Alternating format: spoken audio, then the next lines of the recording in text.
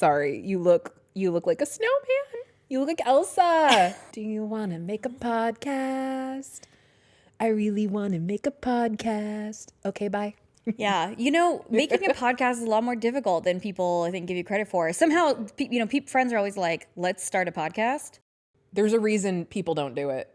Yeah. Because it's hard. It is so much work. Oh my God. Hard. Yeah. But you know what?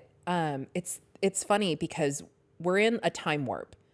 We are recording this, I'm looking at the date, on June 22nd. Yeah. It's not going to come out for at least a month. We, for the record, always record in a backlog because we have lives and jobs and want to take vacations and sometimes just don't feel like doing the work.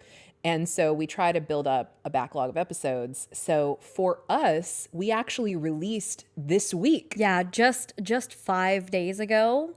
And it's been incredible. The response has been has been ridiculous. It's felt really overwhelmingly positive in a way I was not in any way expecting. There was multiple times where I was literally like standing like in my kitchen or something. I messed up dinner. In like a fugue state. Yeah, I messed up dinner so bad on Monday night after we released. Yes. That it was practically inedible because I'd just been staring at my phone going, oh my God.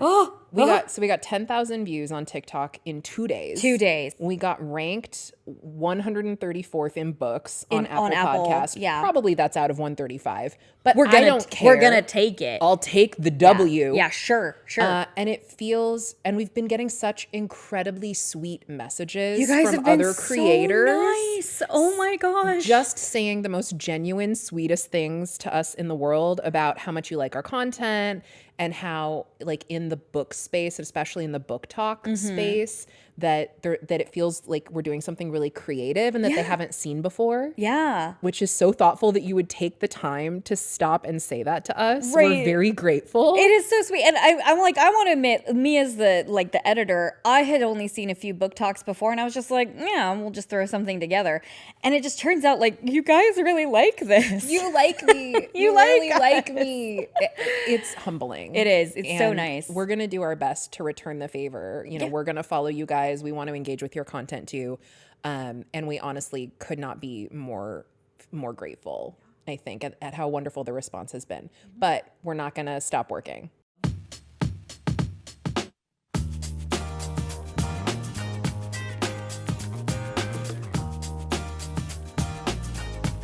Let's do a podcast. Let's do a podcast. Let's do this. Who are we, baby? Tell them who we are, baby. I'm Emi. And I'm Megan. And this is Smut in Public. This is Smut in Public. Okay, that's all I can do of that, or we'll get sued by the mouse. The mouse will appear. Yeah, just like, hello. Yeah. Was that a Mickey voice? I don't know. Uh-oh. This is a funny sounds podcast. We've decided, we originally were like, we're not funny sounds people. And then it just started coming out of us involuntarily. We just turned into funny sounds people. I'm sad. I don't know if I'm sad to say that. Maybe we're good at it. I can't tell. The reason that I keep singing Frozen is because you look like a winter picnic. I didn't know that was a look, but I'm really into it. I'm gonna go on I love your necklace. Gonna be on a glacier. By the way, it's also kind of barbarian-y. Yeah. Like it's icicles. It's maybe animal teeth. It's a whole vibe. It's like teardroppy. Yeah, I just need to make sure it doesn't hit the microphone today, unlike my one from last week. But yeah, it's beautiful. Where did you get it? So I actually got this in Paris. Shut up. Oh, no big deal. Yeah. I went to Paris. Okay. And you would never have ended up owning this necklace, which is a weird thing to say, but I have a long enough neck to pull it off. Less about how it looks, more about how I ended up buying it. Oh God, what happened? Yeah. Because Megan, you are the kind of personality that would not have accepted the situation, and I'm a doormat. Oh no, now I'm mad for you. What happened? So I was at this boutique in Paris, and the person I was supposed to go with Paul, and Paul's plane got canceled at the last second. So I ended up in Paris by myself, not speaking any French. He was the French speaker. So I wandered around Paris for 24 hours completely. I mean, I was excited because whatever, I'm friendly. You were in Paris. Yeah, You're like Anastasia. Yeah, Paris. I saw the Eiffel Tower. I did not go to the Louvre because it's a tourist trap, but I walked past it. And I also walked into this boutique, and I love all kinds of, every time I go on vacation, I always get some kind of cool necklace or Totally. jewelry. You have a great collection, especially the Thank earrings, you. which Thank we don't you. get to I know, show which off we 'cause don't you get have to to wear the see. We don't get to. headphones. I actually, that was the one thing I was like, damn, what was the point of having these earrings? You have incredible earrings. Anyway, do. so you're in a shop. Yeah, and I'm looking around, and I was actually trying to buy a stuffed animal for my niece, and I found a little avocado, which I was like, oh, she's gonna love this. Anyway, so, and while I'm in there, I see this necklace on a mannequin, and it's up on a super tall shelf, which obviously I wouldn't be able to get to, and I don't really see a price tag or anything. And I go and I ask the lady, like, how much is the necklace? And she speaks back to me in French, and I thought for how much of French that I sort of kind of speak, I was like, 10 euros, like that's fantastic, great. So I was like, yeah, I'll go, like I'll take it. And so she had to go €10, Emmy. Like a water bottle isn't. That's true. So she went and she got like a stool. She had to take it out of a case. She had to pull it down. She had to pull the artist tag because it was like a consignment shop. Oh shit. So it was handmade by some artisan in, somewhere in Paris. You okay. fucked up. And Don't even tell us how much it was. I don't want to know. Okay, because when we ended It wasn't €10. it was maybe added extra Another zero. another zero. Or so. But yeah, we get up to the counter, and she rings it up, and she tells me how much it is. And at that point, I had spent a good 15 minutes going like, your shop is so lovely, this is so great, etc. Because there's this whole production of her getting the darn thing down for you. And I was like, I was too embarrassed to be like, oh, so I just paid for it. Yeah, you're right. That would not happen to Yeah, me. you'd just have been like, oh, I'm sorry, I don't Whoops. need that. Yeah, or I'm never going to see you again in my whole life. And I would walk out. Right, and I with was the avocado and run. just the avocado. Yeah, so it's a lovely necklace, and I have to wear it contractually a certain amount of times to get right. the Because worth every out of time it. you wear it, that's like one more dollar. Yeah, one more euro that it works towards off. purchasing it, and the exchange rate's not in our favor right now. Yeah, no, very true. I don't know. But I thought today I'd get all dressed up, all icy, because today our book is Ice Planet Barbarians. Ice Planet Barbarians. Classic Ruby Dixon. Yes, very, very one of the good entry sort of monster alien things. It seems like a lot of people have read Ice Planet Barbarians. I have some beef with this book. We're gonna get into it. We're gonna get into it. I got beef. Yeah. See, now we're coming from I enjoyed it, Megan. I was on the fence. Yeah. I know that we haven't done the spoiler break yet. This is not a meaningful spoiler. Okay. But Ruby, look at me. Ruby, focus. Look into Megan's eyes. Stop covering your heroines in poop right now. Stop it. Stop it. Stop it. Stop it. There is so much poop action. Yes. In the first third of this book. Yeah. Yeah. Like a concerning amount of shit. Beyond the point of necessity. Yeah. For me. And maybe I get grossed out. Maybe gross just isn't my thing. I don't know. And it affected me emotionally. Fecal matter as a content tag could be legitimate. But then you think it's part of the sex. Oh, yeah, no, that's right. which Because it that's not part of the isn't. shopping list. It's yeah. not part of the shopping list. It just happens. And so True. This is a true story. It's related to poop. And I'm sorry that I'm inflicting it on you and on all of the our unsuspecting listeners. people. Yes. So once again, you'll notice this is a trend with me. I have a story about a friend of mine. And I hope that they don't know that I'm telling it. Okay. Although I don't think that she would mind. So I have a very good friend. We're just going to call her Jay. Because names need to be changed to protect the innocent. So at their wedding, they had forgotten a knife large enough to cut their wedding cake. Oh, uh-oh. And so she was like, no big deal. I'll send my dad back to our little apartment real quick and I'll have him grab a knife. And he returns with a knife and he hands it to her and she looks at it and she kind of has like a cold sweat come over her body. And she asks her dad, where did you get this knife from in the apartment? That's a weird question, but yeah. I also think it's a weird question. And as I grilled her, what she explained to me is that in her family, they keep a poop knife in the house. Poop knife is Emi, because I didn't.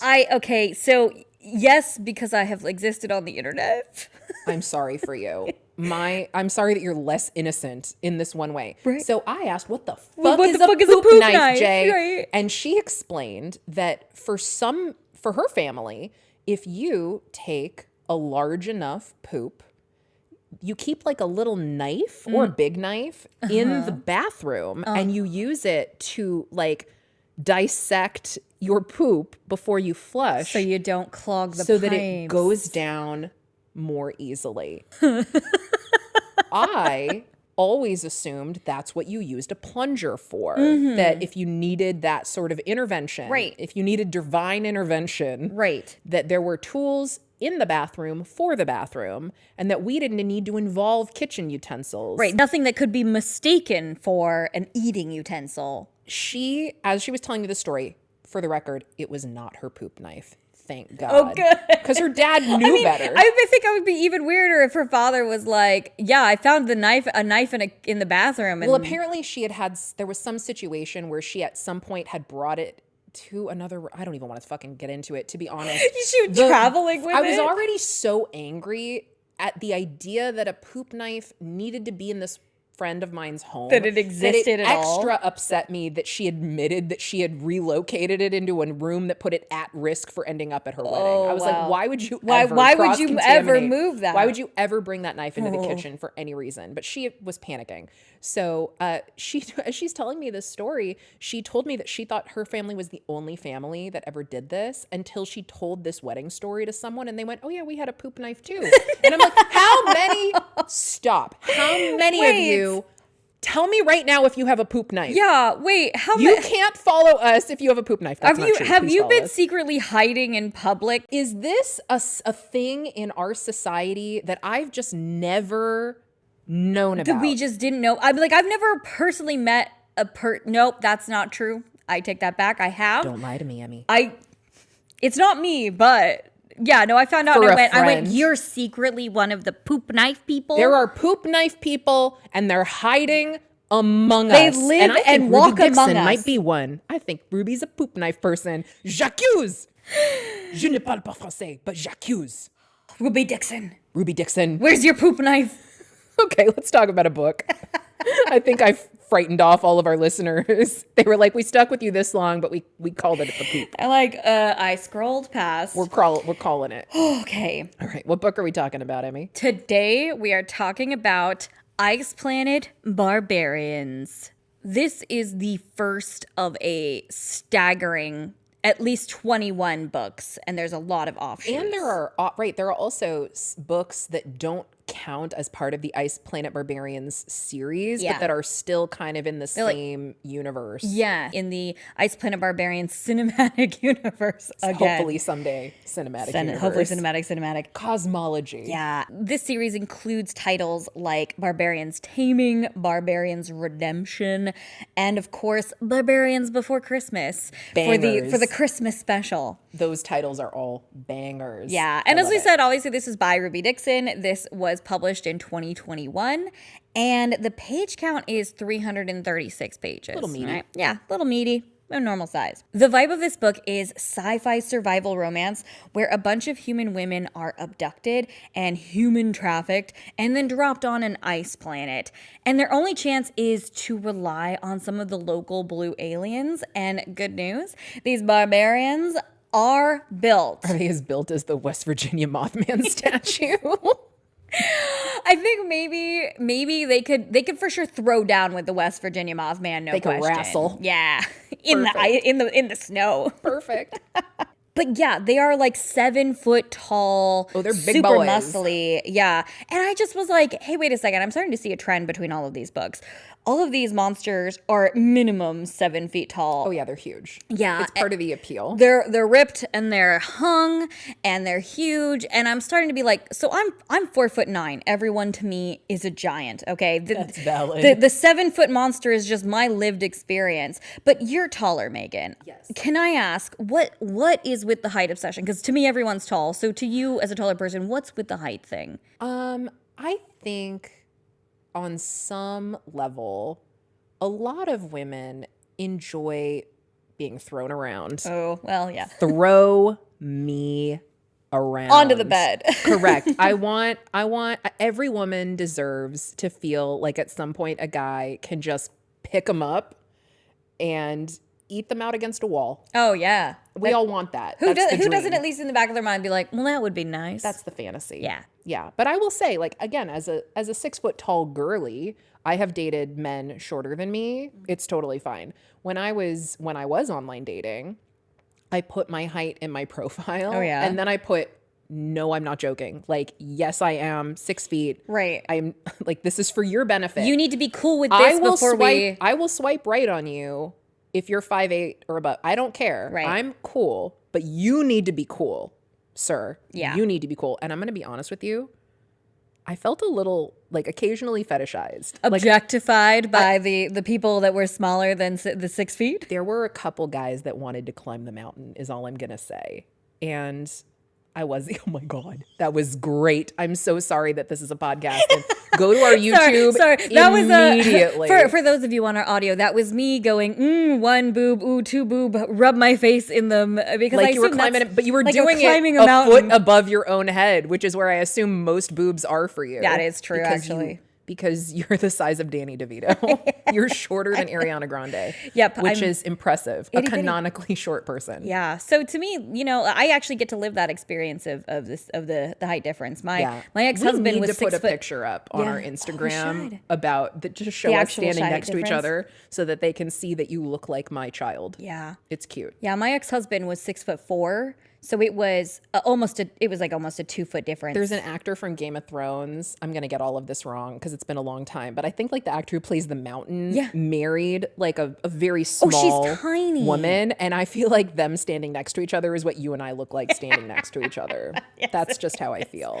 It is. But yeah, anyway, that's the height thing. Yeah, Is that's we all deserve okay. to be lifted up into the air, shoved against a wall, and eaten out in midair. Good for all of us. Let's everyone keep our That bars doesn't high. happen in this book. It's just a dream of mine. That's true. Well, yeah. Continue. I mean, there's a lot of eating out, but Tag us in your video of a book where that happens because I want to read. yes, if you could find one of that, let us know in the I recommendations. promise you that's happened. Yeah. I just need to know where. Yeah. All right. This book is an alternating POV, so we do get to hear from both people in the couple. We love that. Yeah. Which is helpful because they don't speak the same language Right. for a lot of the books. You kind of would have been kind of You lame. need that side. Yeah. Yeah. The author writes a disclaimer that she made some writing choices that were a bit darker than she meant, and which she does not carry into future books, okay? Specifically, and a small spoiler warning, there is some SA at the beginning of this book, which is not committed by a character that you're going to have to deal with for very long. And it also has a dubious consent when our primary couple meet. There's a bit of a, okay. And the other tags I'd say would be fated mate, forced proximity, and of course a language barrier trope. And if you couldn't also pick it up from the title, Barbarians. So the rainbow rating on this book, this is this is the first one I'm giving a big fat 0 to. Yeah. Yeah. There is a plot device in this book that makes it actively impossible for the gay is a non-option. And this is not the case for her other series. I just want to say that this is not a problem with Ruby Dixon. She does have queer characters in other books, but not this universe. Yeah, there's like one bi girl in like book 15. So I can't even give you like a, and now obviously she ends up, with a dude. So it's like, it can't even give you a, You don't even get half a rainbow for this 0. series.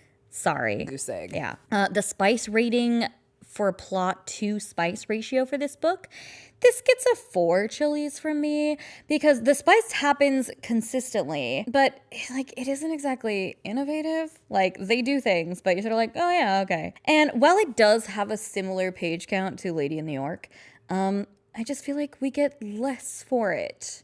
A little less bang for our buck in this case. I agree. There isn't actually much character development for our couple because most of their time is spent simply trying to survive in the environment and getting like from one place to another. Yeah, I think the like player versus environment situation cuts down on the time that they have to really change much as people. They're in survival mode, like permanently. Right. It's hard to grow as a person when you're running from snow. From Metlax. Yeah, from Metlax and snow. So honestly, this entire series is about tromping through the snow and hunting for animals and trying to get along with your plot-assigned husband, which we'll get into what's going on with there. And people just trying to recreate modern conveniences with like Stone Age technology. And I thought, you know what, it was a little silly, but I personally thought it rocked. I was fine with it. There are a few hallmarks sort of this book that maybe just aren't for me, which is that I'm not really in love with like the barbarian trope, me Tarzan, you Jane, pretty fine, neutral for me. And I'm not really into survival stuff. Right. As you said earlier, yeah. I'm like all of those like surviving on Everest and like these people went out and were scaling a mountain and they fell in a crevice and like, are they going to make it? Or like they're in the ocean and are they going to make it? Yeah. I don't enjoy that type of content necessarily. And so this may have just been a miss for me. But that said, I read like 13 of the 21 books. Right. So, obviously, like, people do like them because she wouldn't keep writing them if they weren't selling. Yeah, I will say, and I think this is a Ruby Dixon thing. Not that it's exclusively her, but she has a formula, right? Every Ice Planet Barbarian book has a very specific formula that it follows, to the point where if you are binging several of them in a row, they kind of blend. They all blur together, they blend together, and they feel repetitive to me. And so what I did is I would read like 2 or 3 of them at a time. And then I would stop. I'd go and read something else for a while. And then I'd come back and I could go for some icy barbarian stuff. Yeah. I'd read another 2. I'd take a break. And so just with that, I got through a lot of them. And I did enjoy them. I obviously kept reading. But there's actually a different one of her series that I like a lot better. Yes, which is the Fire Blood Dragon. Yeah, you've series. mentioned to me at least. You've been like, Emi, you've got to read these. There are, I think, 10 books in that series. It's a finished series. I read every single one. And it's the Fire Blood Dragons series. That's like a post-apocalyptic series. And it's similar. It's got the formula. Every book is very similar. It's just another couple. But it has way more of a meta plot. And it's also a post-apocalyptic / fantasy setting because there's dragons. Right. So maybe that's just more to my taste. Yeah, see, I'm a big person. I like watching the people on Everest like stuck in a crevice. Oh, that's me, So this played more to my likes, and that's okay because we're all allowed to like something different. Exactly. Like that's the beauty of being in this book space is if you didn't like one specific book, good news. There's many more. There's a lot of other options and there's a lot of other incredible Ruby Dixon options. And I will say, because I didn't feel like we were going to do Ruby justice if we only did one of her books because she's got such variety. She has such variety in series. We had to do other ones. She's so prolific that similar to at the beginning where we did like 2 CM Ness Costa books back to back, we're doing 2 Ruby Dixon books back to back here. And I really do like the Aspects series that we're going to do next week, which is Bound to the Battle God. So I won't talk about that, but I can't wait to do that. Yeah, so just FYI, that is the one that's coming next week. Yes. Yeah. For me, Ruby Dixon's specifically Ice Planet Barbarians, I personally think of it as a cup of Tropicana juice, orange juice, because every single cup is exactly the same. You know what you're getting. It's what's on the tin. It's going to have a happy ending. There's going to be a bit of and there's going to be a lot of snow involved and people are going to be hiking around. And then, they're reliable books. Yeah, they're reliable. So to me, it was sort of, it scratched at the time. I had COVID when I like binged these and I managed, I think like 3 or 4 in a day. I mean, like the 2 weeks that I was, out. And so for me, this just worked at the time when I read it, But just FYI, it is very formulaic for all of them. Yeah, that's true. It's hard to binge too many of them in a row. Unless you're crazy and sick like I am. Yeah, I will say though, I do like the covers. Oh yeah. Because for me, they're kind of so bad they become good again. Yeah.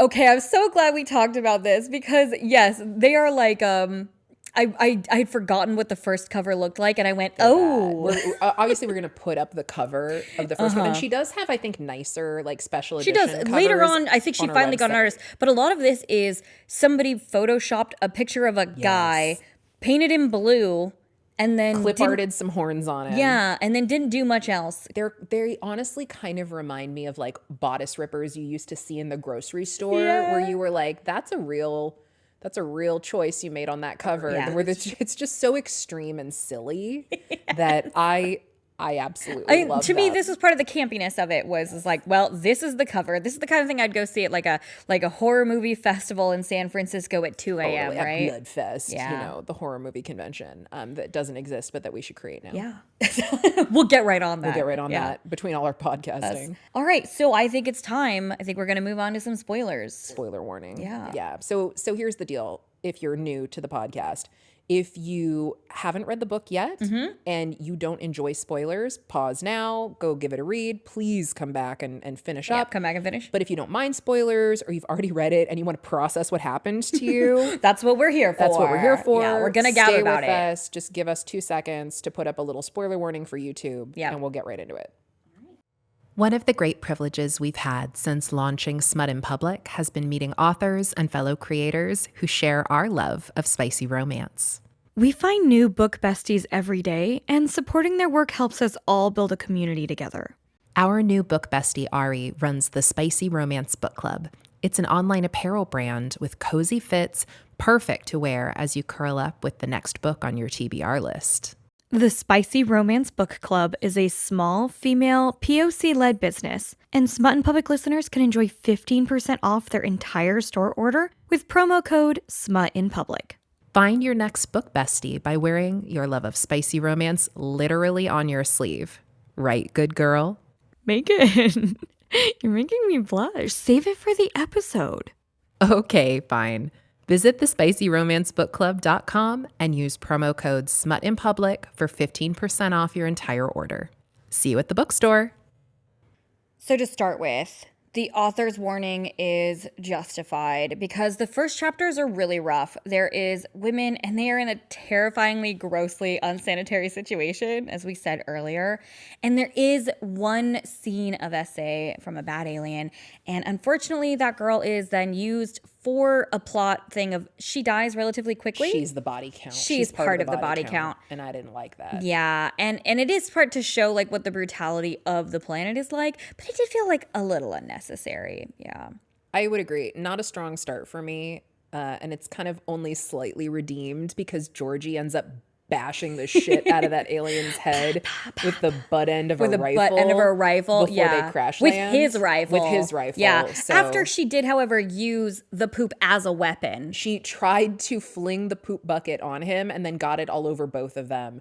And I think that was the point where I was like, this girl's going to be covered in shit for the rest For the rest of of the this book. Or at least like for the next few chapters for sure. It's a lot. It's a lot. Yeah. And so I also want to say actually one more trigger warning before we go on, which is for pregnancy loss. Yeah. It's really, again, it's very brief, which almost makes it worse because if you're going to address it, then it needs to be more story driven. But it was really like a throwaway thing that I think was, again, meant to show the brutality and meant to evoke emotion without doing a lot of work. Yeah, So it felt a with little lazy. being like, it's really horrible that we've been abducted by aliens. Why? Because this, and this. And you're like, oh! Yeah, basically, long story short, these aliens have clearly abducted these women to be slaves, probably sex slaves. Yeah. It's not that explicit. They're definitely like, we're not going to a good place. We're not going to a good place, but they're all young women that all kind of conform to a certain standard. And one of them was pregnant when she got abducted, and the aliens terminated that pregnancy. Yeah.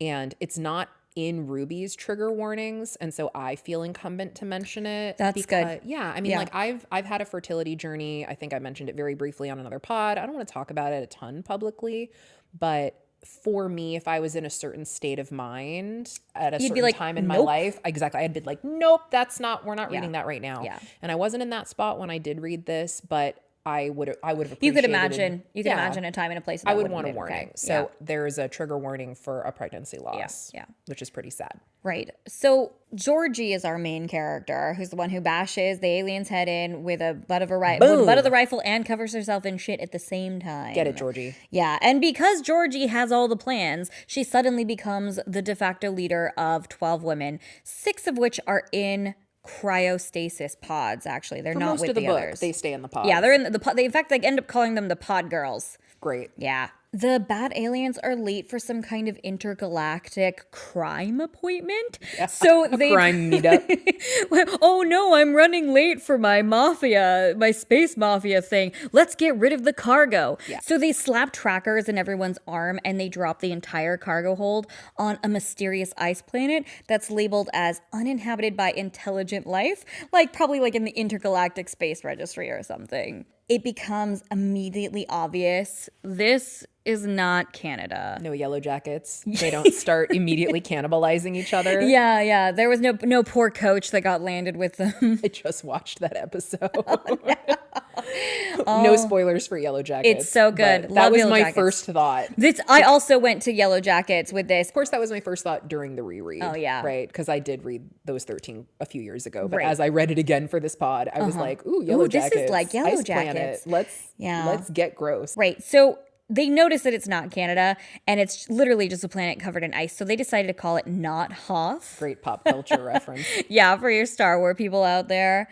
Since everyone looks up to Georgie for what they're doing, she gets volunteered to go out and look for some kind of help. Look, when you beat an alien about the head and shoulders with the blunt end of a rifle, you get to be in charge. You become the, so consider when Barbarian you've been kidnapped, rules. right? Unless you want to be the person in charge for the rest of your life, maybe leave the Hand the rifle to someone else unless you want to get voluntold to because go out. Because she gets voluntold. You're gonna have to go out there and you're gonna have to find us either food or shelter or help or something. Find anything, please. For the record, I really agree with their decision not to wake up the other 6 women right away. Yeah. I mean, that's clearly the right choice, at least initially, when they don't know that there's help available on the planet. It's like, look, we might all die here. Just let a bitch sleep. And You'd have been okay if been like sleeping the forever slumber. I'm sorry, the opposite of okay. I actively do not want you to wake me up. If we're in this scenario and I am cryogenically asleep, I'm poop girl. and you're poop girl, don't fucking wake me up, Emi. Okay. Let me nap. Shh, we're not gonna open it. She wouldn't want this. No. Yeah. I don't want to know. I don't know. I don't want to be cold. I don't want to be uncomfortable. Maybe that's one of the reasons I had so much beef. You're just like, ugh.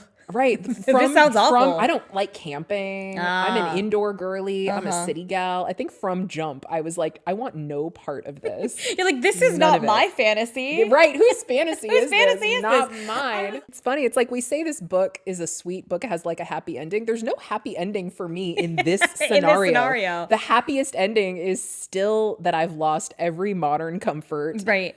Oh, that's true. You're alive, but bad news. You now live in the Stone Now I Age. live on a fucking ice I'll planet. spare you if we end up being kidnapped by aliens and you're in a pod. Just take me out. I No, either let me sleep or take I me want to say out. we got it on camera.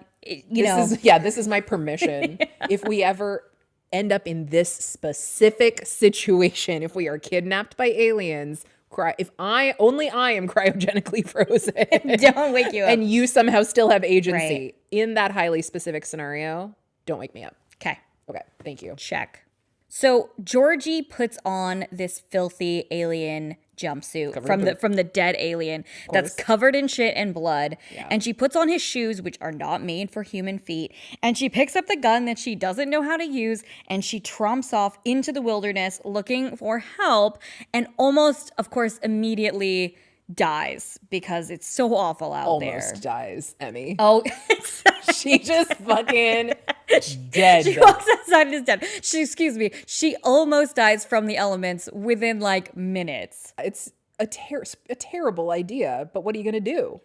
Right. What option does I she would have? die at every point. I would die. I would die in the cryo chamber. Then, if you woke me up, I'd die in the ship. Yeah. Then I would die in the weird river with the snow. creepy monster. Dang, that almost kills her. Megan's survival rate on this book is 0. pretty bad. Bad. Thankfully, though, she gets caught in a snare, which belongs to a local blue hunk named Vectal. And he is a classic-looking barbarian. He's wearing furs. He's using stone knives.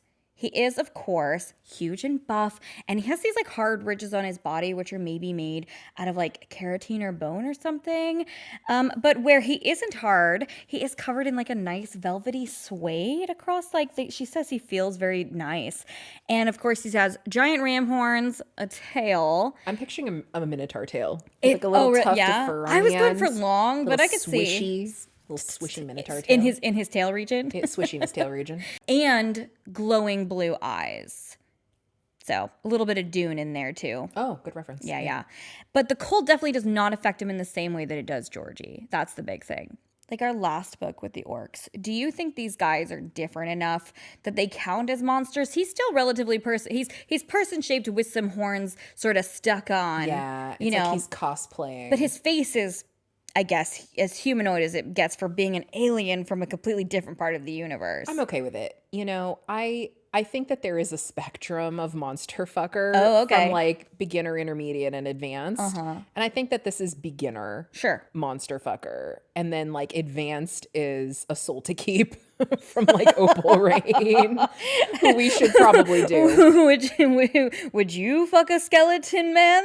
Right, exactly. So, you know, there's got to be an entry point into the monster fucker universe for everybody. That's fair. And I think Ice Planet Barbarians is a good entry point. I think with the popularity of this book, obviously it has to be that people were like, okay, it's different enough. Okay, sure, blue guy with horns. I could get down with that. I'm cool with it. Yeah. I'm fine with it. All right. So when he approaches Georgie, it says his cooey resonates for her, and it takes time for us to fully understand what that means. And basically, this planet is really inhospitable, and not just because of the ice. There is something in the air that is toxic to both humans and Vectal's people, and they call themselves the Sakui, by the way. And in order to survive, they need to acquire a parasite called a Kui. And this parasite forms a symbiotic relationship with its host, and it helps them process that toxin that's in the air. It enhances their strength, their speed, and it makes them resistant to the cold. And it also makes your eyes glow blue. That's what's up with the that explains the blue eyes that's thing. What's up with the eyes. But it also acts as birth control until you find your genetically perfect mate. Once you find that person, it starts purring up a storm, aka the resonating, and it amps up your hormones until you cannot keep your hands off each other, and it lets the fertility gates like flood open. So this is why you gave it a 0 rainbow rating. This is why it was a 0 rainbow rating, because honestly, this would be my nightmare. This part would be my nightmare. You have a genetically assigned husband. Oh yeah, a genetically assigned husband. I get crash land on a planet. I get a parasite that then makes me straight, and it gives me one monogamous person to be with, and then we have to make babies. Yeah, that is like 3 for 3. 3 for 3 things that you really don't want. Yeah, somehow enjoyed the book, but personally, pass. Okay, so I have a question. I understand that there's a lot of emphasis on survival for these people because there's only like 25, 30 people. Tiny tribe when they show up. Say the number in the book, but I have forgotten. There's about 25 people that are still alive. Yeah. And they are definitely kind of facing extinction, and they know that. So the way it's presented in the book is kind of that non-procreative sex exists. Yeah, that they do it. They do have sex, but resonance overrules that as soon as the time comes. So these non-resonance relationships really have a timer on them. Yeah. And your Kui, like this symbiote that lives inside of you, only cares about genetic compatibility, like who you are going to make the best, healthiest, strongest baby with. And the thing that felt the most unrealistic to me, weirder than the alien abduction, weirder than the ice planet. If you have, and they say this, there's only like 4 women left in the tribe, and all of them have resonance mates already. So, okay, that's like 8 people taken out. So now we've got like 20, 18, 22 like bachelors. Single bachelor men. Yeah. Why aren't they fucking? Yeah. Why is this not like Orc Mountain, where when they didn't have women, they were like, guess we got to do the midnight tug train. Midnight tug train. Oh my God. Why are they not doing the midnight chili tug train? Yeah. If there were, I refuse to believe that 22 horny single men. Right. Never once had sex with each other. Yeah. Unbelievable to me. Yeah. Maybe they are, and they're just not talking about it. That's why I wouldn't even give this half a rainbow for the bi girl. Just that happens in book 15. the bi girl inside me is so upset. Yes. I'm so angry that it never gets brought up. Yeah. That these aliens don't fuck each other. The men. That unrealistic. The men don't just go for it. Everything else, aliens, abduction, ice planet, realistic, that unrealistic. The most unrealistic part of the book for me, and I will die on that hill. Vectal doesn't know what Georgie is, but he knows 2 things. First, she is his mate. And 2, she has no Kui, no glowing eyes, which means she is going to die unless he can get her one. The process for getting more Kui isn't easy. He's got to get more hunters to help. They have to hunt like a giant beast that is apparently like chock full of all of them. And Georgie is pretty happy to like link up with Vectol. She isn't like flowering. Overflowing with She's not really options. overflowing with options. Let's be here. real. Yeah. She's like, Who else? She's like, no, I'll wait for the next barbarian to come along. Yeah, what are my choices here? I could die from that creepy fish in the stream. I could die from Exposure. hypothermia Yeah. and exposure. I could die from hunger and starvation Or I could go with this handsome blue man. that ate me out this morning. Oh, well, that hasn't happened yet. Sorry. Yeah. Or I could go with this handsome blue man who Yeah. doesn't seem to want to kill me. Oh, yeah, yeah. So, options. He takes her up to a cave, and after she catches some Z's, she gets woken up to some delightful oral sex. Oh, so he didn't want to eat her, but he wanted to eat her. Oh, he wanted to eat her, all right. Get it. Just not spit roasted over fire. Now, was it on the ground or was it against the wall of the cave? I know it was on the ground. I read the book. My fantasy has to wait for another day. So at least in this part, this is the who doesn't want to get abandoned on a planet where the locals, only want to do oral sex to you. Fantastic. Not all he wants to do, but that's a starter. He's happy to start with the appetizers. Yeah, the amuse bouche. The amuse bush. What does amuse bouche mean? Wait, let me Google it. A small complimentary appetizer. Yeah, you're right. Yeah, I was right. Okay, I'll keep him. I didn't believe in myself. Don't panic. She had a bath. Oh God. Hold on. Yeah, I feel like I built up so much tension around her shit coveredness that I just need to say she does get a bath. She does get a gets her bath before this happens, so before the she's oral not sex. covered in shit while her new alien boyfriend goes down on her. Because that would be more of a That would horror have been story. a bridge too far. Yeah. A bridge too far for So no, me. she's nice and clean at this point. So God. But yeah, these two, they do not speak the same language, but they make a reasonable effort at communication. Way better than the Mermaid book, where they did not. That was a token effort at It best. really was. It They bothered me. actually do a lot of like hand signals and checking and stuff. Yeah. And yeah, Vectol, he dotes on Georgie. He's getting her fed, watered, and cleaned up. And Vectol is purring for her hard. And he's making lovey-dovey eyes at her. He is so thrilled to finally be with his resident mate, even though Georgie doesn't know what that means yet, because she doesn't have her own Kui and she cannot feel the mating bond back, okay? But even though despite that, it's like a day before she jumps his bones. There's no judgment. Yeah. That's what I would also do. I would be like, I'm going to ride this barbarian all the way back to his ice cave. Look, life is apparently short, and I'm going to get on that barbarian. She has almost died so many times. Yeah. Good for her. Yeah. Get it, Georgie. Get it, Georgie. Get it, Georgie. However, while she's getting it, she gets to discover the Ice Planet special. Megan, tell Not us. the Midnight Tug Train?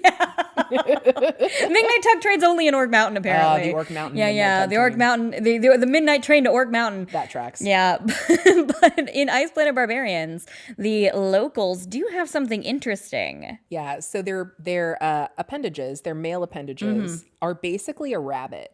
A rabbit vibrator. Yeah. Does everyone know what a rabbit vibrator I mean, looks like? for those, for Hold out some your arm. reason. Hold out your arm, Emmy. I'm gonna make okay. So if this is the appendage, thank you. Yeah, hold on, circumcision. No, so this is the. Oh, they don't talk about the circumcision. Let's not get into it. Okay. They don't address it. They I don't. assume they're uncircumcised. Let's go with that. Yeah. And all the fan art. Let's check the fan art. So if this is the appendage, a rabbit is like this. There's Yeah. like a little protrusion at the top. Yeah. And I think they describe it as maybe being flat. I was picturing like a spatula. Yeah, you like figured like a I was scraper. picturing like a thumb kind of a thing. I mean, I think they both work. Yeah. But the point of it is when you're doing like missionary position, it's clitoral stimulation. Yeah. And then when you're doing it from behind, it goes in the it butt. goes to a different place. I want to make a popping noise with my mouth, but I know it's not going to work.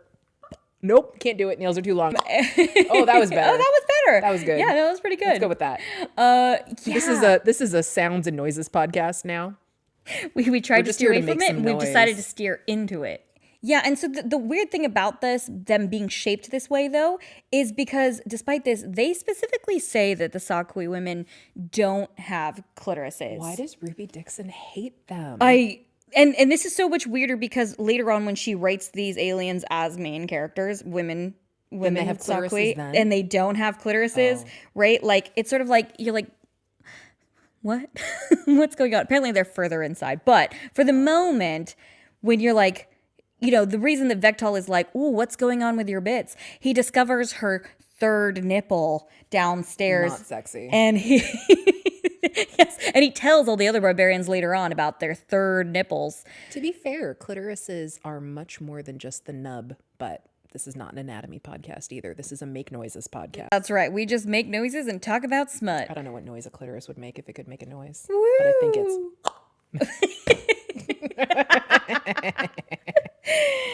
Right. So it takes Georgie a couple of days for her to convince Vectal to take her back up to the mountain, which is in the opposite direction of his cave home. And what a surprise. He gets to discover that there are 5 more human women. Yeah, because how could she have told him? Right. She's like, this is Mime gonna be... out. Well, he'll find out when he gets there. Yes. And he also doesn't realize that there's 6 more in the cryostasis pods. So Kira, one of the women that's there, she actually had a translator stapled into her ear. So she is able to actually talk to Vectal, and they're able to have like their first conversation. And Vectal says he needs to bring some more guys back to help, because he can't help all these women by himself. He can't like bring them across the tundra. Yeah, that's an impractical thing. So Yeah. they got to go get some more He's help. got to go get some help. He's got to go back to his home and get people for a group project to save women. Exactly. Plus, they're all going to need kuis. So hunting a big beast, Yeah, he's they're going to need a some group help. for the group hunt anyway. Yeah. So go get some more clothes and some freaking shoes. Bring me some clothes and some Bring friends, me because some that's what I'm going outfits to that need. aren't covered in feces. Step 1, please clothes with no feces. Yes. Yeah. That's the bare minimum we demand here. During the next travel montage, we find an interesting new cave. Vectal and Georgie rest somewhere Vectal calls the Elder Cave, and Georgie realizes that it is actually a crashed spaceship. She manages to voice activate the ship's computer, and it conveniently is programmed with both English and Vectal's language. Perfect. And it's able to zap your brain with a laser so that you can instantly learn it. That's a wrap. That plot point, I can't speak to him. Nah, now you can. It's okay. You got to solve it eventually. Yeah. It also gives her a history lesson of Vectal's people, where they crash landed a few hundred years ago and they were never rescued, okay? So actually native either, which is why they also need to hunt for the kuis and, the animals that are carrying them to survive. Their people used to be way more advanced, and they used to clearly be capable of They were space at least travel. space travel capable, Right. or at least aware. Like they knew how to fly the stars, and now they murder animals with stone knives. So that doesn't really look good for their chances of getting rescued. Yeah. And so, from my observation at this point in the book, Georgie is really struggling because up until this point, I think she was holding out more hope of being rescued. And I don't know that they had a great concept of how that rescue was going to happen. I think they were like, maybe the aliens that dropped us here will come back and we'll get help to jump them. Yeah, we'll hijack them or something. And then I'll learn how to fly a spaceship back to Earth. Right. I mean, it wasn't ever a really great plan.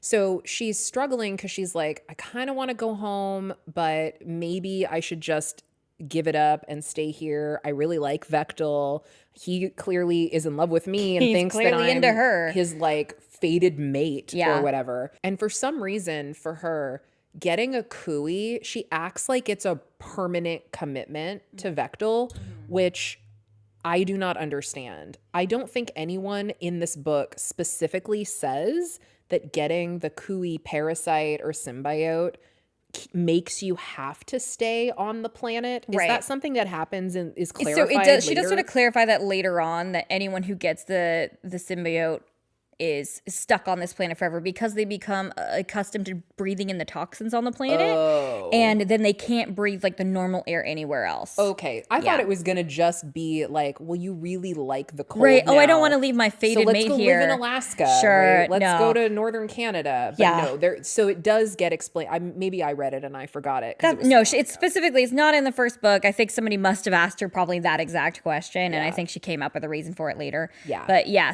but you're right, because she's like, I could leave, I could get home somehow, and you're like, But if I girl, take this kui, Yeah, then I'll be I'm stuck here forever. committed to Vectal. And I'm like, why? Couldn't you just get the kui, not die? yeah. because the toxin's going to kill you in a couple of days. You could not die and then maybe, get some time to come up with a different plan. Right, but that doesn't seem to be an option. That's not, it's like it cooey doesn't or seem to no be anything she cooey. considers, yeah. So, okay, if it's explained later. Yeah, but it was, again, one of those details. They patched it in later. Yeah, it was a detail in this book that I was like, wait a second. Yeah. Why? But Georgie thinks that because they're different species, that all the sex they're having is safe. And after an after-school cooey PSA, she realizes she is screwed. Literally. She's pregnant like 5 minutes later, okay? And so like her decision is pretty much made, right? She's knocked up. She's gonna stay. She also really likes him. I know. She was sort of like, oh no, I guess I have to stay. Yeah, it was one of those things where she's like, well, that decision just got easier. Yeah. Okay. Yeah. So she makes Vectal agree to at least give the other women a chance at both accepting the cooey and choosing to stay. Because even though the decision was made for her, I think it was important. But again, it's like a very token agreement. Yeah. Because how are they gonna get home? Yeah. Like clearly these people crash landed 200 years ago and never got rescued. And they were way more space capable than they ever idiot were. Humans are. Yeah. They don't know how to fly a spaceship. The girls don't know how to fly a spaceship. So yeah, they're freezing to death in their like pajamas in a box in the wilderness. What options? What are their options? And also they say that the toxin is going to kill them quickly. Oh, yeah. Within like a week, they said. By the time they get back to the girls, many of them are already like feeling the symptoms of the cooey sickness. Yeah. And so they have like days, maybe even for some of them hours to make this decision. There is no choice involved. They're like, which would you prefer? Would you like to die slowly while freezing and also being poisoned by toxin? Or would you like to get this thing that goes in your heart and then you have to have babies though with somebody? Yeah, you're definitely going to have to have You're going to have to have babies. Those are your two options. And it really doesn't feel like much of a choice because you're like, I guess I'd prefer to live. Well, right, it's like cake or death. I'll have the cake, please. Thank you so much for these decisions. Yeah. And again, I think maybe this is why I struggled with the book. This one's a fair point. Like, yeah, really, what else is anybody going to choose? So the book does wrap up as you would expect. A bunch of hunters help rescue all the ladies. At least one of them resonates immediately. And, so those are like the subsequent books. Yeah, similar to the Lady and the Orc series, the Orcsworn series, every book is a different couple. Yes. Yeah, it's a different human with a Sakui pairing. Mm-hmm. Yeah, and so of course everyone decides to stay and take a kui. And even the women in the cryopods who do get woken up eventually, since their only ride home otherwise would have been the aliens that abducted them, we don't want to know where they're going to end up that with, if they decide to stick around the ship. They're like, I'm going to take my chances with the people that kidnapped me and decided to sell me into slavery. Yeah, we're not doing that. Yeah. And, one of the things I do appreciate is that none of the Sakui are like horrified by the fact that they're getting paired up with like a grossly weak, fleshy, soft human woman. Like they are just like, oh my God, there is at all a woman that I can have. Like my goddess. And that personally, that is the kind of appreciation that I want when I walk into a room. There's one bad attitude alien. I want to say it's Rahash. And he's also, I think, the main character in the second book. He's the one in number 2. It's all coming back to me. And when Vectal shows up with his human mate, Georgie, at first he's like, she's not that hot. He's like negging her. He's like, she looks weird. Yeah. Tell me more about her weird nipple that's down in her crotch. Yeah, like, they have a what? Could you tell me a bit more about? I'm not even interested. So but hard like, to be like, I don't really care. But boo, having a mate, that's so stupid. It's such a bad attitude. and the minute he lays eyes on, he's like, wait, there's more. He's like, oh, never mind. I think they're beautiful. I take it back. There's a chance for me to have one. Fuck yes. Yeah. He's just bitter. He's a bitter little bitch, Rahash. I hope that's his name. Yeah, I do like number 2. Number 2 is pretty good. I thought number 2 was fun too. Yeah, because I think I feel like I want to say it's Liz that Rahash ends up with in book 2. It is, yes. She is sassy as fuck. Oh yeah, and she gives it him right the back business. to him. Yeah, and I guess I like women that kind of talk shit to the guys. Megan, why would you like? Which is why I do enjoy Bound to the Battle God, which again, we'll talk about next week. Yeah, makes sense. So for me, I actually personally think that Ruby Dixon is a pretty good sci-fi writer. I think that Ice Planet Barbarian is sci-fi wrapped up in a smut tortilla, and that like her other books, she does get a bit more sci-fi. These ones specifically are a lot more like an environmental survival. But they shouldn't feel that sci-fi to me, again, which I know I already said. But I'm like, okay, we're on an ice planet and we're, in the Stone Age. And I'm like, there's no spaceships. There's no like advanced weaponry. Like they just keep finding it in the snow. That's it. It's Ice Age, but they keep finding sci-fi in the snow. I guess. I mean, but look, I read like 13 of them. You're right. So. This is not primarily a spaceships, lasers, gravity, space travel. Yeah, I understand it's in like the bigger umbrella of science fiction, but it didn't have a lot of the hallmarks that I associate with sci-fi that I really gravitate towards. It definitely felt more like a sort of survival drama.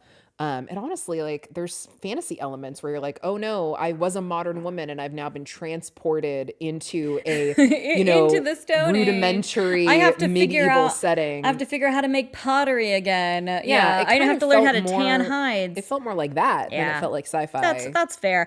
To me, like she sprinkles in some really fun sci-fi meta plot stuff enough. I know that gets better. Yeah, and to me, like I liked that part so much that when she did branch off and do just a sci-fi version of this universe, I latched onto that like pretty hard. And what's that series called? Those are the Corsairs is one, and then she also did a Rizdaverse, which is about the humans that didn't get rescued and what happened to them.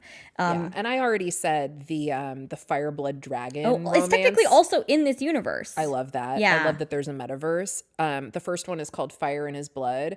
I devoured those books, and I do feel like the meta plot in those books for me was really strong. Yeah, just better than I'm this. A sucker. Like I'm a sucker for a bigger picture. Same. And that's probably why I struggled with like the Ice Planet series as much of it as I read, is I was like, nothing is happening here. We're just, oh look, it's another couple. They're cold. Yes. Okay, I get it. Yeah. I struggled. You're not wrong, Megan. I preferred this one. Again, I wanted the orange juice that was Ice Planet Barbarian books over and over.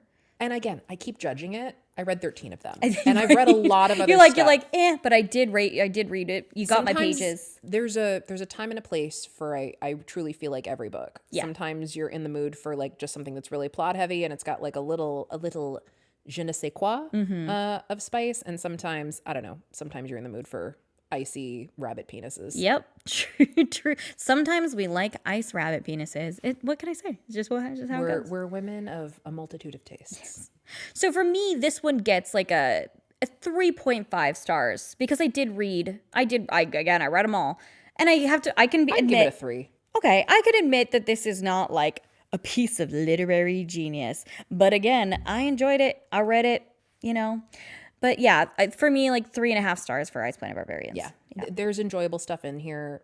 It's a good entry point for, again, a lot of reasons, but I think there are better Ruby Dixon series, and I'm excited that we get to talk about another one that I really enjoyed a lot. One you really enjoyed, yeah. And yeah, so again, for the listeners, which book are we doing next week?